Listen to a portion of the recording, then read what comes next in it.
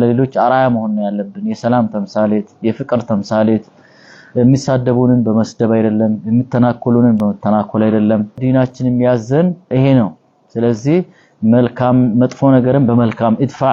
بالتي احسن መጥፎ ነገርን በመልካም መመለስ ነው ዲናችን ያስተማረንና ኢንሻአላህ ምናልባት ከሰሞኑ አንዳንድ ክብር የሌላቸው የትኛውም እምነትን የማይወክሉ የሆኑ ጋጠወጥና ጸያፍ ንግግር የሚናገሩ